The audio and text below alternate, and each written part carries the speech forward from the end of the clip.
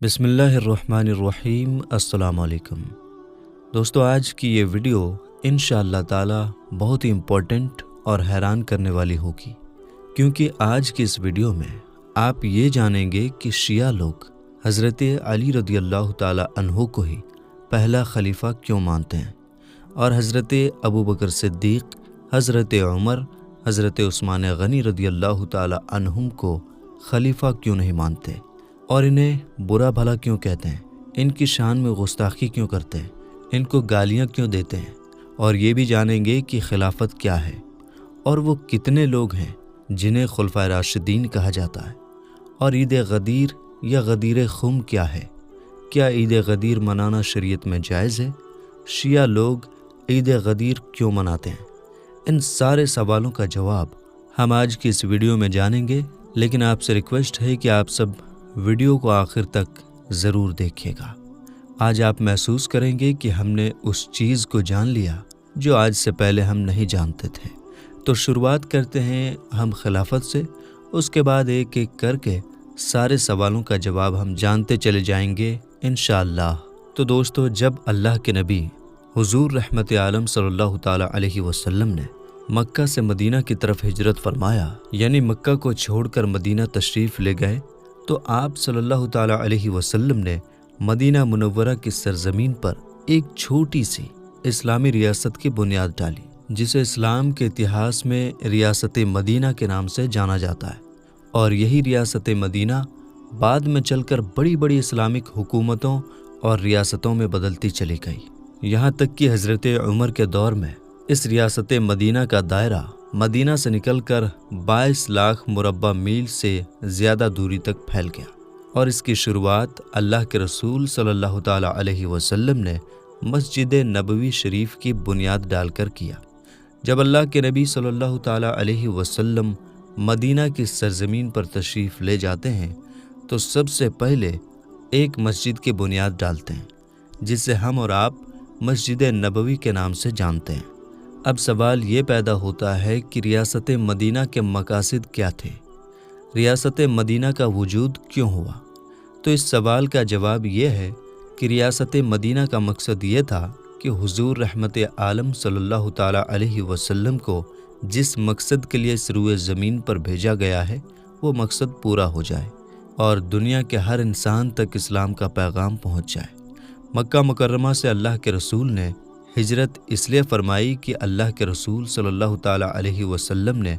مکہ کے اندر 10 سال تک اسلام کی تبلیغ کیا،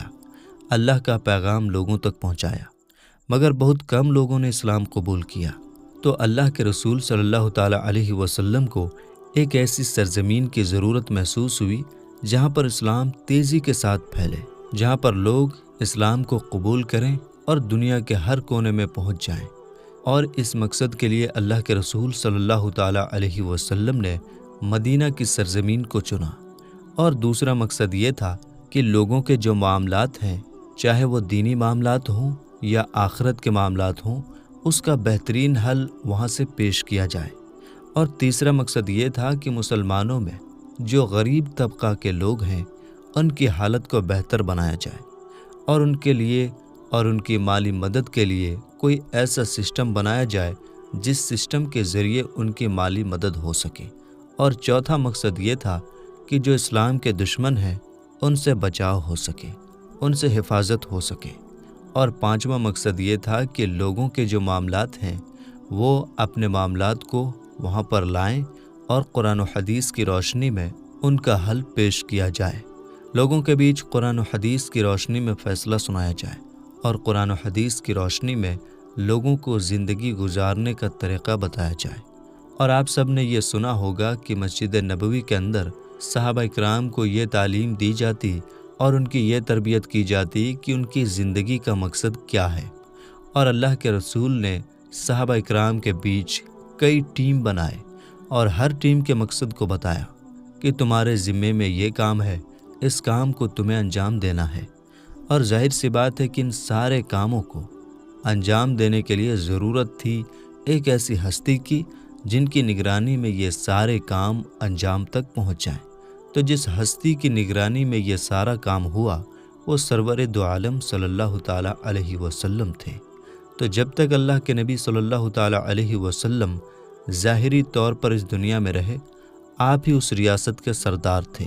آپ ہی کے حکم کے تحت صحابہ اکرام کام کرتے تھے۔ لیکن جب سرور دو عالم صلی اللہ تعالیٰ علیہ وسلم ہمارے درمیان سے رخصت ہو گئے تو صحابہ اکرام نے مشورہ کر کے حضرت ابوبکر صدیق رضی اللہ تعالیٰ عنہ کو اس ریاست کی باغ ڈور سونپ دیا، اور تمام صحابہ اکرام نے حضرت ابوبکر صدیق رضی اللہ تعالیٰ عنہ کے ہاتھ پر بیعت کیا، اور انہیں دل سے یہ مانا کہ رسول خدا صلی اللہ تعالیٰ علیہ وسلم کے بعد آپ ہی ہمارے سردار ہیں، آپ ہی ہمارے امیر ہیں، آپ ہی کے حکم کے ہم تابع ہیں، آپ جو کہیں گے ہم مانیں گے، اور آپ اس ریاست کو اسی طرح سے آگے بڑھائیں گے جن مقصدوں کے لیے اللہ کے رسول صلی اللہ تعالیٰ علیہ وسلم نے اس ریاست کی بنیاد ڈالی تھی۔ حضرت ابوبکر صدیق رضی اللہ تعالیٰ عنہ کے بعد حضرت عمر فاروق رضی اللہ تعالیٰ عنہ کو رسول پاک صلی اللہ تعالیٰ علیہ وسلم کا دوسرا خلیفہ راشد اور مسلمانوں کا امیر اور سردار چنا جاتا ہے۔ جب حضرت ابوبکر صدیق رضی اللہ تعالیٰ عنہ اس بیماری میں مبتلا ہو گئے جو ان کی موت اور وصال کی وجہ بنی، اور آپ کے اندر وہ طاقت نہیں رہ گئی کہ آپ مسجد جائیں اور نماز پڑھائیں، آپ نے حضرت عمر فاروق رضی اللہ تعالیٰ عنہ کو اپنی جگہ نماز پڑھانے کا حکم دیا اور اپنا جانشین اور خلیفہ چنا۔ حضرت ابوبکر صدیق رضی اللہ تعالیٰ عنہ کے اس فیصلے پر کچھ صحابہ اکرام نے حضرت ابوبکر سے سوال کیا تھا کہ اگر اللہ تعالیٰ نے آپ سے پوچھ لیا کہ آپ نے کس کو خلیفہ بنایا ہے تو آپ کیا جواب دیں گے؟ تو حضرت ابوبکر صدیق رضی اللہ تعالیٰ عنہ نے فرمایا تھا کہ میں رب تعالیٰ کی بارگاہ میں عرض کروں گا کہ مولا، میں نے ایسے شخص کو خلیفہ بنایا جو روئے زمین میں میرے بعد سب سے بہتر تھا۔ حضرت ابوبکر صدیق رضی اللہ تعالیٰ عنہ نے جب حضرت عمر فاروق اعظم رضی اللہ تعالیٰ عنہ کو مسلمانوں کا امیر اور سردار چن لیا تو تمام صحابہ اکرام نے حضرت عمر رضی اللہ تعالیٰ عنہ کے ہاتھ میں بیعت کیا اور انہیں دل سے اپنا خلیفہ، اپنا امیر اور سردار مان لیا۔ اور جب حضرت عمر فاروق رضی اللہ تعالیٰ عنہ کی شہادت ہوئی تو وصال سے پہلے حضرت عمر فاروق اعظم رضی اللہ تعالیٰ عنہ نے 6 صحابہ اکرام کا نام لیا اور یہ بتایا کہ ان 6 میں سے جس پر 5 صحابہ کا اتفاق ہو جائے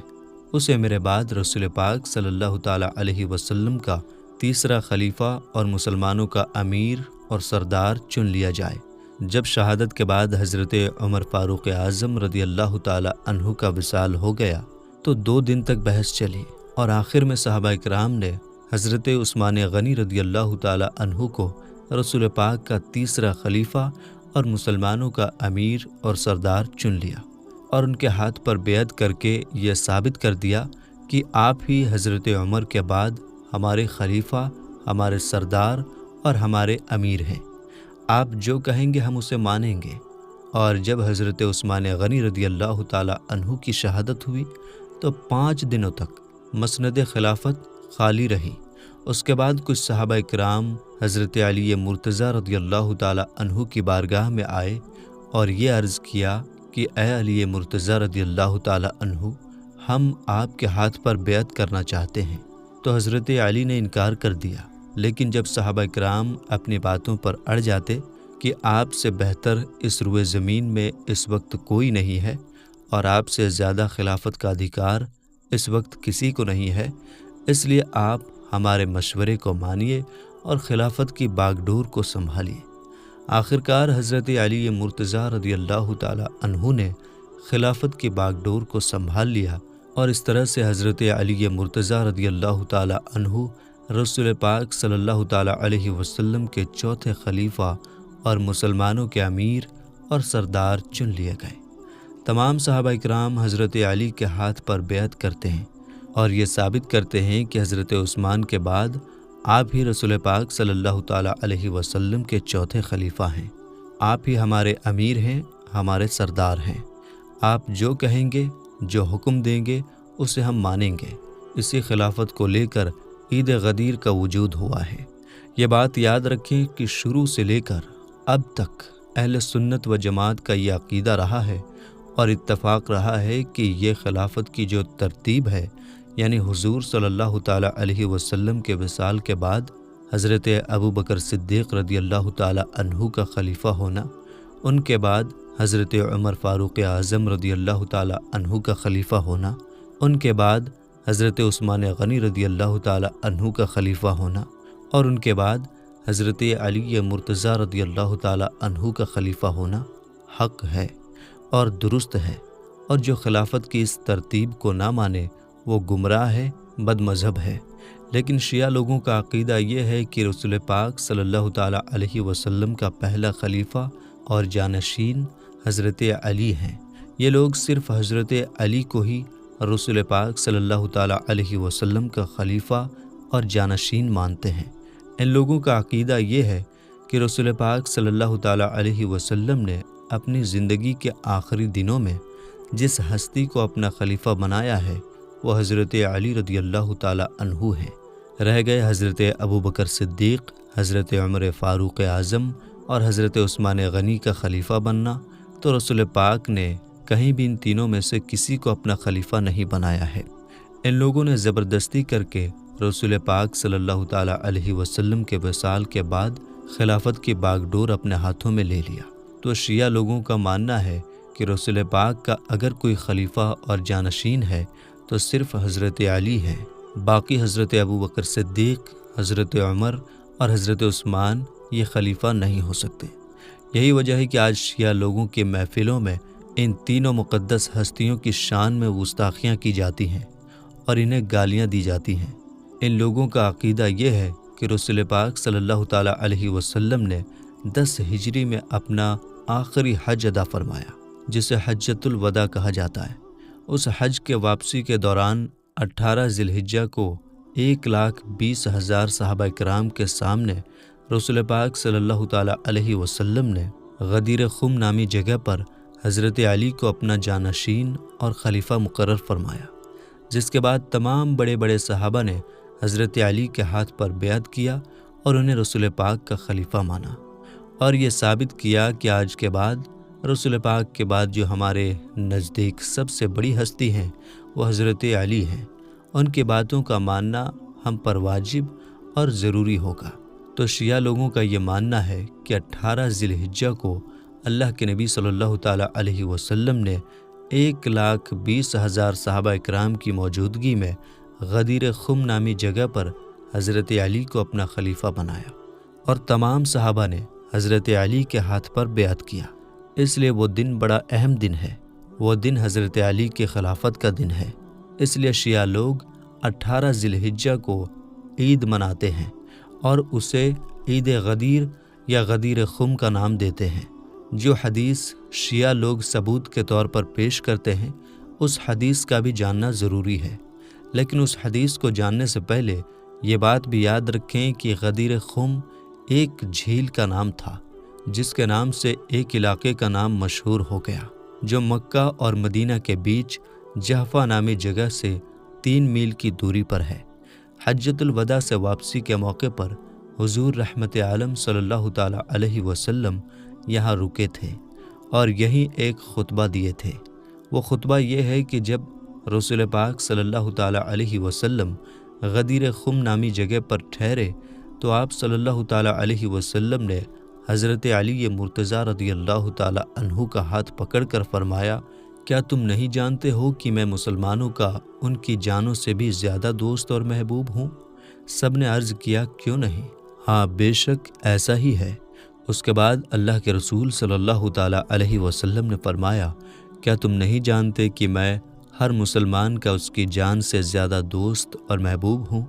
سب نے عرض کیا، کیوں نہیں؟ بے شک آپ ایسا ہی ہے۔ اس کے بعد اللہ کے رسول نے فرمایا، اے اللہ، میں جس کا دوست ہوں یہ علی بھی اس کے دوست ہیں۔ اے اللہ، جو علی سے دوستی رکھے تو اس سے دوستی فرما، اور جو علی سے دشمنی رکھے تو اس کے ساتھ دشمنی کا معاملہ فرما۔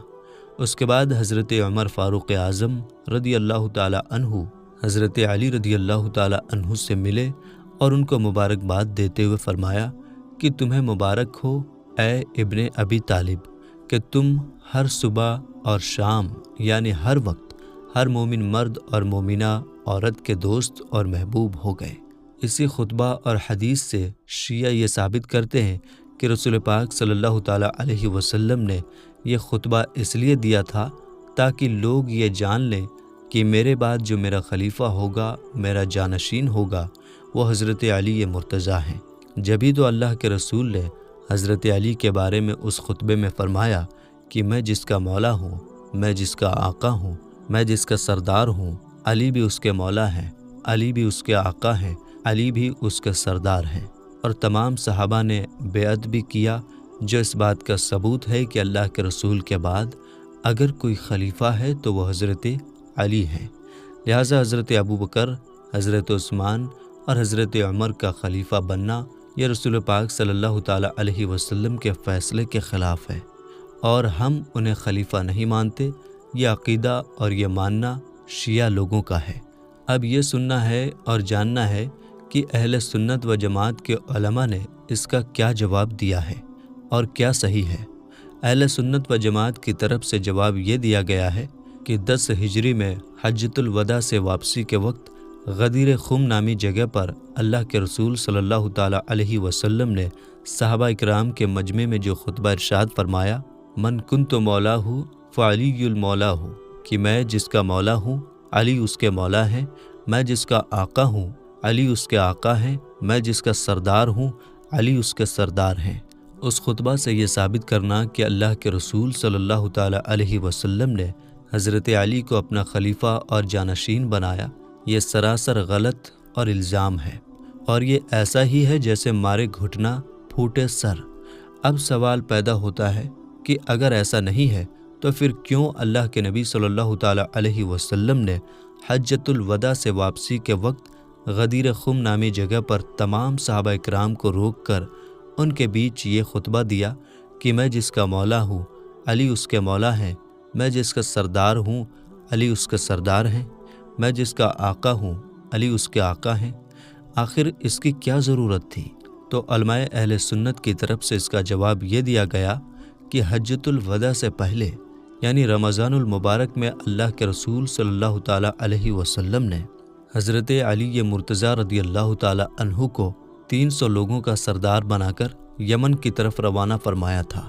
اس بیچ کچھ صحابہ اکرام کو حضرت علی رضی اللہ تعالیٰ عنہ کے کچھ دوستوں کو حضرت علی کے کچھ فیصلوں سے اختلاف ہو گیا، اور جب یہ لوگ یمن سے واپس ہوئے تو انہوں نے اللہ کے رسول صلی اللہ تعالیٰ علیہ وسلم کی بارگاہ میں حضرت علی کے بارے میں شکایت کیا۔ تو جب اللہ کے نبی صلی اللہ تعالیٰ علیہ وسلم اپنا آخری حج ادا فرما رہے تھے، جو حجۃ الوداع کے نام سے جانا جاتا ہے، اس حج میں یہ باتیں گردش کر رہی تھیں، لوگ آپس میں ایک دوسرے سے باتیں کر رہے تھے۔ تو جب اللہ کے نبی صلی اللہ تعالیٰ علیہ وسلم حج سے فارغ ہو گئے اور واپس ہونے لگے تو راستے ہی میں غدیر خم نام کی جگہ پر رک جاتے ہیں اور صحابہ اکرام کو بھی روک لیتے ہیں اور خطبہ دیتے ہیں کہ میں جس کا مولا ہوں علی اس کے مولا ہیں، میں جس کا آقا ہوں علی اس کے آقا ہیں۔ اور یہ خطبہ آپ نے اس لیے دیا تاکہ لوگوں کو اس بات کا علم ہو جائے کہ حضرت علی نے یمن کے سفر کے بیچ جو فیصلے کیے ہیں ان کے وہ فیصلے حق ہیں۔ دوسری وجہ یہ تھی کہ جن لوگوں کو حضرت علی سے شکایت تھی ان کے دل حضرت علی سے صاف ہو جائیں۔ اور تیسری وجہ حضرت علی کے مقام اور مرتبے اور فضیلت کو بیان کرنا تھا کہ حضرت علی کا مقام اور مرتبہ یہ ہے کہ اللہ کے رسول اس سے محبت کرتے ہیں، اور جس سے اللہ کے رسول محبت کرتے ہیں ان کے فیصلے غلط نہیں ہو سکتے۔ لہٰذا تم جو ان کے بارے میں باتیں بنا رہے ہو اس سے دور رہو اور حضرت علی کے بارے میں اپنے دل کو صاف کر لو۔ اور ایک وجہ یہ تھی کہ لوگوں کو پتہ چل جائے کہ حضرت علی اللہ کے محبوب اور پسندیدہ بندے ہیں۔ ان سے اور میرے اہل بیت سے تعلق رکھنا، محبت رکھنا ایمان کا حصہ ہے، اور حضرت علی اور میرے اہل بیت سے دشمنی رکھنا یا نفرت کرنا ایمان کے خلاف ہے۔ تو پوری گفتگو کا حاصل یہ ہے کہ اللہ کے رسول نے جو خطبہ دیا تھا وہ لوگوں کے دلوں کو صاف کرنے کے لیے دیا تھا، اور یہ بتانے کے لیے دیا تھا کہ حضرت علی کا مرتبہ بڑا اونچا اور بڑا بلند ہے، لہٰذا تم ان کے متعلق چیمی گوئیاں نہ کرو۔ حضرت ابو بکر صدیق، حضرت عمر، حضرت عثمان پہلے بھی حضرت علی سے محبت کرتے تھے اور اس وقت بھی انہیں کوئی شکایت نہیں تھی۔ ہاں، جن صحابہ اکرام کو کوئی شکایت تھی، اللہ کے رسول کے اس خطبے کے بعد وہ شکایت دور ہو گئی اور سب نے حضرت علی کے ہاتھ پر بیعت کیا، اس لیے کہ اللہ کے رسول نے جو بات بتایا اسے ہم حق جانتے ہیں۔ اس لیے بیعت کیا کہ اللہ کے رسول نے آپ کو اپنا خلیفہ اور جانشین بنایا ہے، کیونکہ اللہ کے رسول نے کہیں بھی حضرت علی کی خلافت اور جانشینی کا ذکر نہیں فرمایا ہے۔ اب سوال یہ ہے کہ شریعت کے اعتبار سے عید غدیر منانا جائز ہے یا نہیں؟ تو اس کا جواب یہ ہے کہ عید غدیر منانا جائز نہیں ہے۔ وجہ یہ ہے کہ شیعہ لوگ 18 ذی الحجہ کو جو عید غدیر مناتے ہیں وہ اس لیے مناتے ہیں کہ ان لوگوں کا ماننا ہے کہ اس دن اللہ کے رسول نے حضرت علی کو اپنا جانشین اور خلیفہ بنایا تھا، تو یہ دن بڑا محترم ہے اور بڑا مقدس ہے، لہٰذا اس دن کو عید کے طور پر منانا چاہیے۔ لیکن اہل سنت و جماعت کا عقیدہ یہ ہے کہ اس دن اللہ کے رسول نے حضرت علی کو اپنا خلیفہ اور جانشین نہیں بنایا ہے، بلکہ ان کے مقام اور مرتبے کو بیان کیا ہے، اور جب ایسا ہے تو پھر اس دن کو بطور عید منانا جائز نہیں ہوگا۔ رہا یہ سوال کہ اس خطبہ میں اللہ کے نبی نے یہ بتایا کہ حضرت علی سے محبت ایمان کی علامت ہے اور حضرت علی سے دشمنی رکھنا ایمان کے خلاف ہے، تو اس بات پر اہل سنت و جماعت مکمل طور پر خرا اترتا ہے، اور ان کے دلوں میں حضرت علی کی محبت اتنی زیادہ ہے کہ وہ ان کے نام پر مر مٹتے ہیں اور ان کے دشمنوں سے مقابلے کے لیے ہمیشہ کھڑے رہتے ہیں۔ اب سوال یہ ہے کہ صحابہ کرام کے عمل سے یہ کہیں ثابت نہیں ہے کہ صحابہ کرام نے 18 ذی الحجہ کو عید منایا ہو، تو پھر شیعہ لوگوں میں یہ چیز کہاں سے آئی؟ تو اس کا جواب یہ ہے کہ شیعہ لوگوں میں یہ رائج کرنے والا انسان حاکم معیز الدولہ ہے۔